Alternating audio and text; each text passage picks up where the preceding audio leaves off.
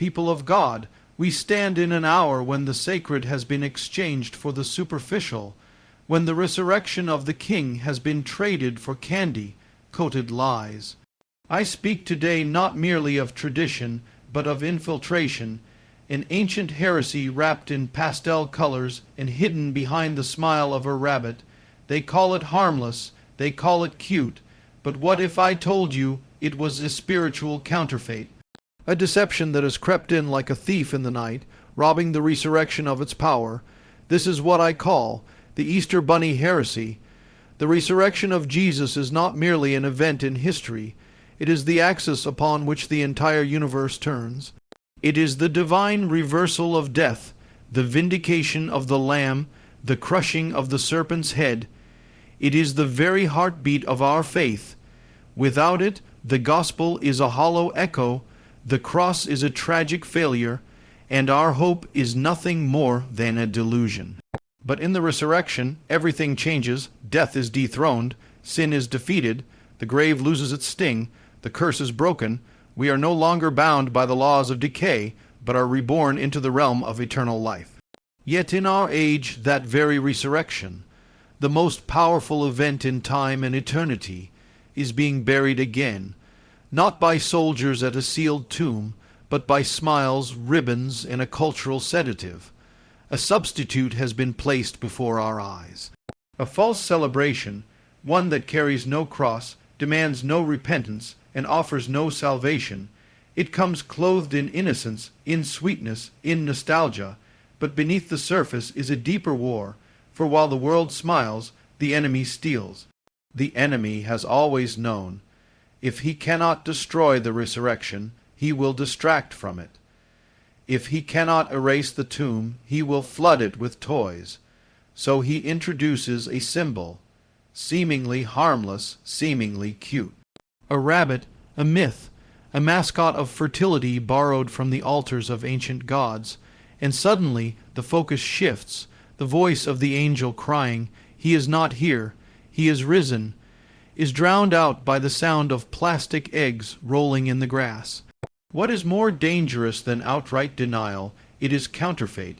It is imitation.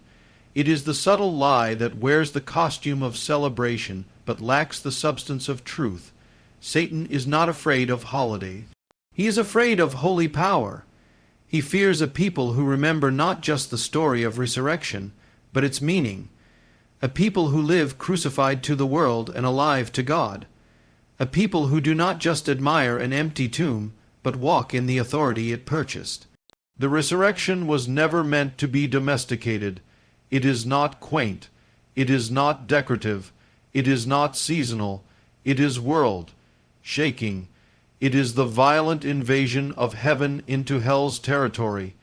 It is the cosmic jailbreak of humanity from the prison of sin. To reduce that to candy and cartoons is not just irreverent. It is blasphemous. It is not simply missing the point. It is robbing the church of its voice. It is trading a crown of thorns for a chocolate crown. It is exchanging the fire of revival for the flicker of ritual. And so we must ask, what gospel are we preaching? What resurrection are we proclaiming? Are we teaching our children the power of the cross or the magic of the bunny? Have we allowed the culture to catechize us more than the scriptures? Have we traded the Lion of Judah for a fuzzy mascot? The true resurrection demands a response, not just celebration, but surrender. It is not an excuse to indulge. It is a call to rise from sin, to rise from compromise, to rise from apathy, to rise and walk in resurrection life. If the tomb is empty, then everything changes. If Jesus rose, then he reigns. And if he reigns, then every knee must bow and every tongue confess, not to a tradition, not to a season, but to the King of Kings. Let the world keep its counterfeits, but as for us, we will proclaim the truth. Christ is risen, and because he lives, we live also. Long before the stone was rolled away, long before the nails pierced the hands of the Son of God, there was another storyline unfolding in the shadows, a story not of redemption, but of rebellion, a story of idols and empires, of gods with many names but the same agenda, to counterfeit the truth and capture the worship that belongs to the one true God. The world has always been filled with substitutes, fabricated lights that flicker in the darkness, promising life but leading to bondage. And into this web of deception walks what many consider a harmless tradition. But peel back the glitter, the pastel colors, the sweetness of the surface, and you will see the fingerprints of ancient rebellion. This is not just about a rabbit. This is about the pagan invasion. Easter, the very name in some languages, is derived from Ishtar, the Babylonian goddess of fertility, war, and sexual desire. She was worshipped with orgies and ritual sacrifices, with temples and sacred prostitution, all in celebration of rebirth and the coming of spring. The egg was her symbol, an emblem of fertility and the cycle of life. The rabbit, known for its prolific reproduction, was her companion. These were not innocent decorations. They were sacred objects of worship in the pagan world. They were tokens of devotion to gods that demanded everything and gave nothing in return. When the early church rose in power and Rome attempted to merge paganism with Christianity, these symbols were not discarded. They were absorbed. The altars of Baal were not torn down. They were repainted. The rituals of fertility were not rejected. They were repackaged. And so what began as holy, what began with the breaking of the tomb and the shattering of death, was slowly, subtly infiltrated. The world crept in under the guise of unity. And over the centuries the line blurred until the sacred was tangled with the profane. You must understand, God is not mocked. He does not share his glory. The same God who thundered at Sinai still calls his people to holiness. He still says, "You shall have no other gods before me." But how many churches today decorate their sanctuaries with the very symbols of pagan worship, all while claiming to honor the resurrection? How many believers hand their children baskets filled with icons rooted in idol worship, unaware that they are participating in a ritual far older than Christianity itself? The deception is not just in the symbols, it is in the compromise. The enemy is subtle. He doesn't need to remove the name of Jesus, he just needs to dilute it. He doesn't need to outlaw the resurrection, he only needs to distract from it. He doesn't need to deny the truth, he only needs to mix it with error. But the God of Israel is a jealous God. He calls his people not to mixture, but to purity, not to blend in with Babylon, but to stand apart as holy unto the Lord. He called Abraham out of Ur. He called Israel out of Egypt. He called the early believers out of the Roman cults, and he is still calling his people today, out of compromise, out of mixture, out of the pagan invasion that has disguised itself in Christian clothing. There is no such thing as neutral ground in the realm of the Spirit. Every symbol speaks, every tradition teaches, and every believer must choose which altar they stand before, the altar of convenience or the altar of covenant.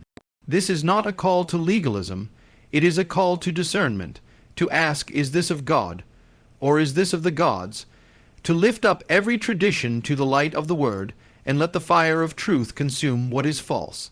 To return not to nostalgia, but to the narrow path, to worship not with borrowed rituals, but in spirit and in truth. The time is short, the darkness is deepening, and the line between holy and profane is being drawn again.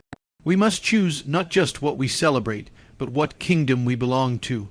There is a voice rising in this hour, a call not from man, not from religion, but from the throne room of heaven itself, a call that echoes like a trumpet across the compromise of the modern church.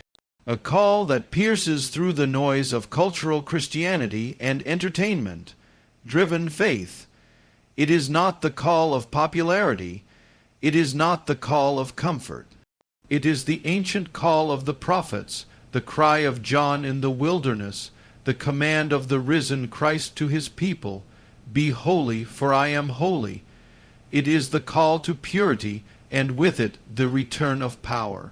For far too long we have tried to possess power without purity. We have sought signs while ignoring sanctification. We have desired the fire without offering ourselves as living sacrifices on the altar. But the power of God does not fall on polluted ground. The anointing does not rest on those who cling to idols with one hand and try to lift the name of Jesus with the other. The Spirit of the living God does not dwell in a divided temple. He comes in fullness only where there is surrender in fullness. The early church moved in power not because they had strategy, but because they had purity. They turned the world upside down not with programs, but with prayer and consecration. They feared God more than they feared man. They had no tolerance for mixture, no compromise with Rome, no room for pagan symbols in the house of God. They preached Christ and Him crucified, not softened, not sanitized, but holy and raw and real. But in our day, we have exchanged the upper room for a stage. We've traded the fire of Pentecost for fog machines and performances. We've settled for a faith that offends no one, moves no one, and changes nothing. And we wonder why we lack authority. We wonder why our prayers feel powerless. We wonder why the demons do not tremble at our words. It is because the church has forgotten what it means to be set apart. To be set apart means more than avoiding sin. It means being wholly devoted. It means you don't flirt with Egypt while claiming to walk with God. It means you burn the bridges that lead back to compromise. It means you cleanse the temple of every idol, even the ones the world tells you are just traditions. It means your heart belongs entirely to Him, not 90%, not 99%, but 100%, every thought, every motive, every celebration, every symbol. There is no power without purity, and there is no purity without repentance. This is the missing message of our generation. We have preached blessing without brokenness, grace without truth, resurrection without crucifixion. But the resurrection only follows death, glory only follows surrender, victory only comes after the grave, and so God is calling His people once again, not to hide in culture, but to stand in covenant, not to imitate the world, but to reflect His holiness, not to be entertained, but to be empowered. This is the time to lay down every mixture, every distraction, every counterfeit celebration. This is the hour to cleanse our homes, our hearts, and our altars. When the church purifies itself, the Spirit will return in fullness. When we remove the idols, the fire will fall. When we humble ourselves and seek His face, not His blessings, not His gifts, but His face, we will see again the glory that shook the upper room, that opened prison doors, that raised the dead and shattered kingdoms. God is not looking for a crowd. He is looking for a remnant, a people who will say yes to the narrow way, a people who will not settle for a mixture of light and darkness, a people who will live what they preach and preach what they live, a people who will walk in holiness and as a result walk in power. The Easter Bunny Heresy is only a symptom. The real issue is deeper. Will we be a holy bride or a harlot church? Will we be vessels of honor or compromised containers of culture? The King is coming for a bride without spot or wrinkle, not a distracted bride, not a divided bride, but a radiant one, purified by fire, clothed in righteousness, walking in the authority of the resurrection, not just in word, but in life. So rise, people of God, cast off the traditions of men, cleanse your garments, return to your first love. Let the resurrection power of Jesus be seen in a people who are not only saved, but sanctified, not only believing, but burning with holy fire. This is your hour, this is your call. Tear down the idols, restore the altar, proclaim the true resurrection, not of bunnies and baskets, but of the risen King. Yes, you are the Messiah, who was and is to come. Amen.